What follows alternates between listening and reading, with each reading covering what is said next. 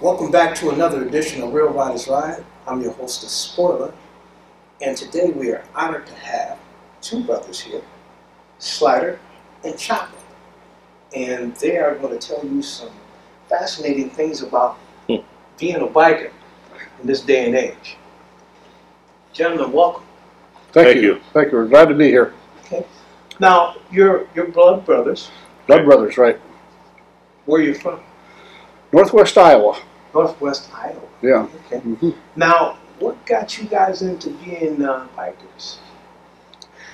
I think it probably was that our father didn't want us to be motorcyclists. Okay. The kind of little defiance thing going on? There could have been a little bit there. Absolutely wonderful parents, hard workers, the real type farmers in the United States that worked 7 days a week, and when the sun come up till the sun went down, mother was a real farm housewife and dad was a real entrepreneur, and he was a hard worker, and we grew up that way. I mean, you worked. It was not a choice to us, was it? No, but it was one of them things that, you know, if you're told not to touch something, sure, that's I got to see if it's out. Exactly. But no, they were wonderful people. But he didn't like motorcycles. He didn't like motorcycles at all. There's three of us brothers, Spoiler, and the youngest brother, his name is Gilmore, and he was a drag racer. He set a lot of the records in 1990 on his double-engine Harley Davidson, and it's here in Milwaukee on the bottom floor of the Harley Davidson Museum. So we're kind of proud of that. It's nitro powered. Yeah, top fueler. Top fueler, yeah. Double engine, 600 horsepower. Really? Now, what was kind of some of the first bikes? Because I'm sure you guys have been through some motorcycles. Yeah, quite a few. Tried to keep as many of them as we could, but I think our first Harley was a Hummer. But started out our uncle. He was my dad's brother. He was a dealer for Triumph motorcycles, so we kind of got to sneak in that way a little bit there. And then he was also a Bridgestone dealer, so we've owned Triumphs and Bridgestones. Probably was our first bike, and then we naturally got into the Harleys there real soon after we started riding. Gotcha. So we bought several of our first bikes together, the two of us, and our kid brother, he was 14 years younger than we were, so he didn't have a chance. Why, he had to be into motorcycles. Yeah. He just got dumped on. He loved it. That's good stuff. So all three of us loved motorcycles. You had to buy a kitchen sink to get yours, didn't you? Yeah, well, my wife wanted a new kitchen sink, and we thought that we needed this old flathead 1946 Harley worse, and so you had to pay your wife. Yeah. Our friend called it a wife tax. Right. Yeah, the wife tax. Wife tax. Wife tax. Now, how did you get involved with the motorcycle rights organization? Which organization are you with? We actually started out before. I mean, we've been to Sturgis for 51 years, so we've been riding a very long time, and we heard about this thing in different states. They started calling it bait, and a friend of ours came to us and said, "Well, let's start an debate chapter in Iowa." So that's kind of how we got started there. Okay. Now, how is that? How's your chapter going as far as membership? Is gaining new members and younger folks? Iowa has a good ABA chapter. There are a lot of people. The chapter we're with has 400 some people. Of course, not all of those people are active, but sure. Back in the old days, we were extremely stereotyped. Gotcha. And we had a lot of problems riding motorcycles. Couldn't eat in some cafes. Hotels wouldn't give you a room. A lot of hassle. Sure. But you know what you do? You smile and you make the best of it. And back then there wasn't very many motorcycles. So you think just a few motorcycles around and you're a minority, why you do get pushed around. Sure. And who would ever think the motorcycle industry would come into such popularity as it is today, with hundreds of thousands of bikes every place? And you look at Harley, Right. it just about went down the tubes and saved, but by their loyal supporters that bought AMF, even if they did leak oil and weren't any good. Right. And now Harley and other companies have done such good job marketing that you can buy a motorcycle. You don't have to be a mechanic like you did back then, and it's just really changed into a big positive thing. Yeah, they are definitely a marketing machine. We were just talking about that earlier. Mhm. Life and styles have certainly changed. Sure. I know you guys seen a lot of changes Yeah. with that as far as stuff. One of the young ladies was just here. She was noticing how the crowd now is very kind of cookie cutter, you know, with the marketing that that comes out with some of the motorcycle. Very dictated to in some ways. And that can In be some kind of ways. issues. We've never quite fit any place, but Don't think so either. Charlie is a really good mechanic, and back in the old days, why we built all our bikes, you know, and all the choppers, and we rode all over. But finally, you get tired of being second-rate people when you're not. And the only way you can do that is through the system. Okay. Even though you don't like it, and sometimes we handle things in different ways than we do now, but Right. Right. Different, little bit different time though. yeah, it was different Well, times. when times comes, your methods change. Mhm. You know. So we started with motorcycle rights organizations, and now we're members of a lot of them. Okay. Because I get to speak with a lot of them, and that's what we're doing here. We'll both be speaking at this meeting of the minds here this year. So, Gotcha. Now, you still working on bikes, or? oh yeah, I bought a lot of old motorcycles back in the day when no one wanted them, Sure. when they were pretty much worthless. So I've got way more motorcycles than I have life left to restore. I love to restore bikes. I love the story that comes with them, and that's kind of my hobby now. So Gotcha. pretty blessed. his hobby on building old motorcycles and restoring them. He's a perfect restorer. Everything has to be complete. He just finished a 1914. To a standard, right? It's got a standard.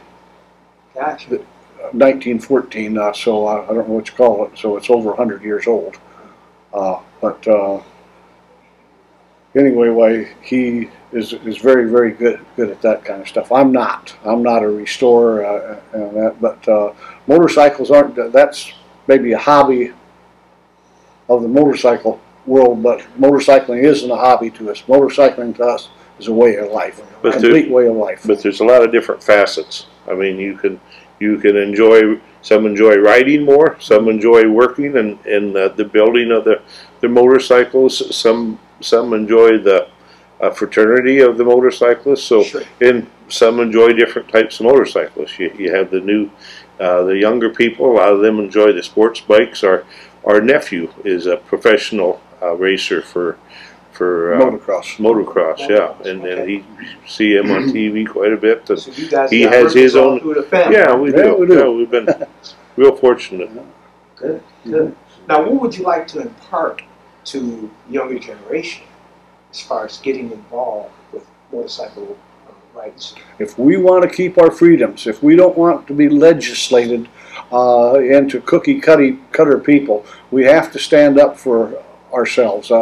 I'll give you just an example of some of the things that are going on now. Motorcycle only checkpoints. Gotcha. Now, I don't like checkpoints anyway, period. Right. But to be segmented out because your machine is a certain kind and just have only motorcycles pulled over, that's wrong. We're being stereotyped and pushed, and we don't like that. If it has to be a checkpoint, everything checkpoint, not just us. Right. That's discrimination. We're working on bills, and we have several states that we have anti checkpoint legislation coming up. legislation already enacted. Gotcha. The profiling bills that we're trying to get, we should be able to wear our motorcycle clothes wherever we want. Sure. If someone causes trouble in an establishment, then they should be thrown out. Not everyone that has a motorcycle jacket on. Different things like that. We want to direct the legislation. We have a lot of good politicians that work with us, and we want to keep our freedom. Gotcha. Freedom is a big thing, slipping between our fingers every day, and if the common motorcyclist, if the common person doesn't stand up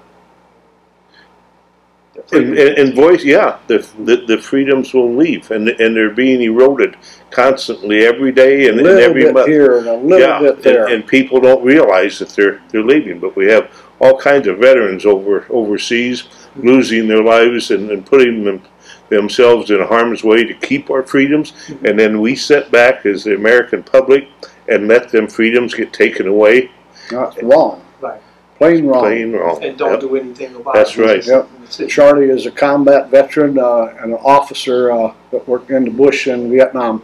Gotcha. Gotcha. He has fought for our right to be free and our right to choose. Now, we aren't saying unlawful or anything like that. Right. It's just the discrimination being picked on as a particular group, whether it be 1%er or some young kids on mopeds. And there's things that are wrong with all different segments now, but not the whole segment.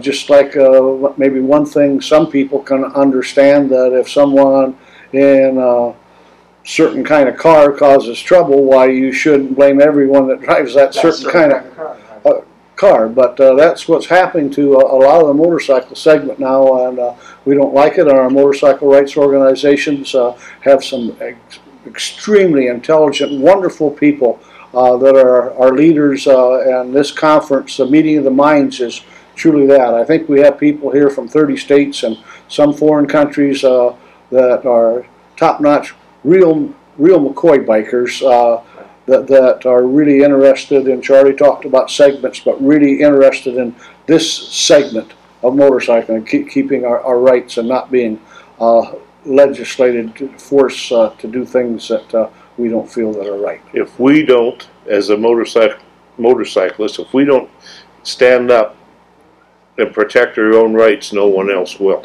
That is for sure. We don't take care of each other, who will? That's very correct. Exactly. That's for sure. Now, as a biker, I always ask this question. As a biker, you're always thinking about the next ride. You bet. So are we. So what's our next ride?